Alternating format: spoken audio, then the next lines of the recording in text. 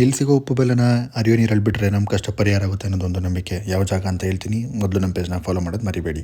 So ನಂಜನಗೂಡಿಂದ just 1 kilometre travel ಮಾಡ್ಕೊಂಡು ಮುಂದೆ ಬಂದರೆ ನಮಗೆ ನೋಡೋಕ್ಕೆ ಸಿಗೋದೇ ಈ ಪರಶುರಾಮ ಸನ್ನಿಧಿ.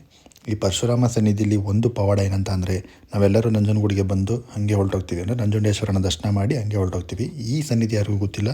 ಸೊ ಇಲ್ಲಿನ ವಿಶೇಷತೆ ಏನಪ್ಪ ಅಂದರೆ, ಇಲ್ಲಿ ಸಿಗುವಂಥ ಉಪ್ಪು ಮತ್ತು ಬೆಲ್ಲನ ತಗೊಂಡು ಈ ದೇವಸ್ಥಾನದಲ್ಲಿ ನಾವು ಕೊಟ್ಟು ಪೂಜೆ ಮಾಡಿಸಿ ನಮ್ಮ ಮನಸ್ಸಲ್ಲಿರುವಂಥ ಕಷ್ಟ ಮತ್ತು ನೋವು ಎಲ್ಲನೂ ಹೇಳ್ಕೊಂಡು ಸ್ವಾಮಿ ಹತ್ರ, ಸೊ ಎಲ್ಲ ನಮ್ಮ ಆರೈಕೆಗಳನ್ನು ಬೇಡಿಕೊಂಡು ಈ ದೇವಸ್ಥಾನ ಸುತ್ತ ಒಂದು ಪ್ರದಕ್ಷಿಣೆ ಹಾಕಬೇಕು. ಉಪ್ಪು ಮತ್ತು ಬೆಲ್ಲನ ಹಿಡ್ಕೊಂಡು ನಮ್ಮ ಮನಸ್ಸಲ್ಲಿರೋ ನೋವು ಕಷ್ಟ ಎಲ್ಲ ಪರಿಹಾರ ಮಾಡಪ್ಪ ಅಂತ ಕೇಳಿಕೊಂಡು ಒಂದು ಪ್ರದಕ್ಷಿಣೆ ಹಾಕಿ, ಸೊ ಇರೋ ಪಕ್ಕದಲ್ಲೇ ಹರಿತಿರ್ತಕ್ಕಂತಹ ಹೊಳೆ ಆಗ್ಬೋದು ಅಥವಾ ಕಾಲುವೆ ಆಗ್ಬೋದು. ಸೊ ಅಲ್ಲಿ ನಿಮ್ಮ ಮನಸ್ಸಲ್ಲಿರೋ ಕಷ್ಟ ನೋವು ಎಲ್ಲ ಬೇಡಿಕೊಂಡು ಅದರೊಳಗೆ ಬಿಟ್ಟರೆ ಆ ಉಪ್ಪು ಮತ್ತು ಬೆಲ್ಲ ಹೇಗೆ ಕರಗುತ್ತೆ, ಅದೇ ರೀತಿ ನಮ್ಮ ಕಷ್ಟಗಳು ಮತ್ತು ನೋವು ಮತ್ತು ನಮ್ಮ ಎಲ್ಲ ಪ್ರಾಬ್ಲಮ್ಗಳು ಸಾಲ್ವ್ ಆಗುತ್ತೆ ಅನ್ನೋದೊಂದು ನಂಬಿಕೆ. ಸೊ ಹಾಗೆ ಪಕ್ಕದಲ್ಲಿರತಕ್ಕಂಥ ಒಂದು ಕಲ್ಯಾಣಿ ಕೂಡ ಇದೆ, ಅದು ಅಷ್ಟೇ ಸುಂದರವಾಗಿದೆ ಅಂತಲೇ ಹೇಳ್ಬೋದು.